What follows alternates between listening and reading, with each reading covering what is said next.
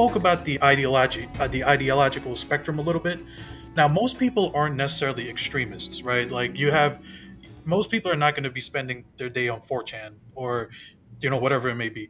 So, but they're still impacted by the narrative around India and Hindus. So how do we communicate with these guys who aren't, they're not too far gone, but they're just kind of misinformed about us? Is it through education, through the work you're doing? I think that's the answer, but maybe there's some tools we can use in our everyday life, us non-academic people.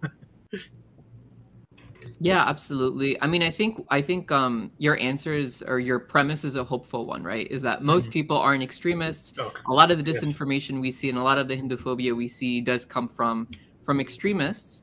And there is a cautionary note, which is that in the absence of any type of counter narrative or counter information, correct information, that disinformation can become mainstreamed, which is exactly the fear that I think the whole community has.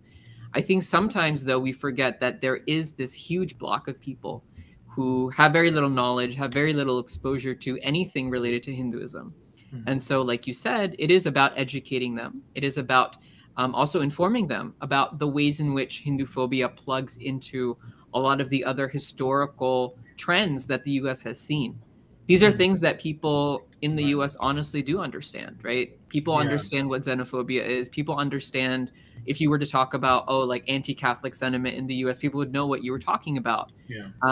And I think the Hindu community has made the mistake, or perhaps hasn't taken the opportunity, at least, of kind of talking to people in a way that is understandable to them, by relating the Hinduphobia that we see to other forms of ethnic hatred, other forms of religious bigotry that we do see across hybridization across, right? So the example of the anti-Catholic hatred and how that was very much correlated with Hinduphobia.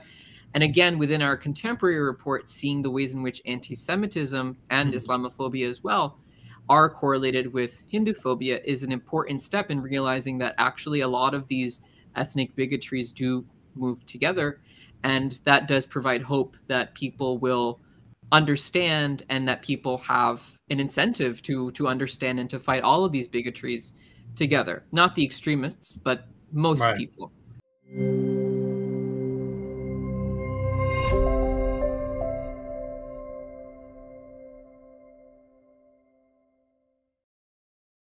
Please remember to subscribe to us and switch on the notifications for this channel.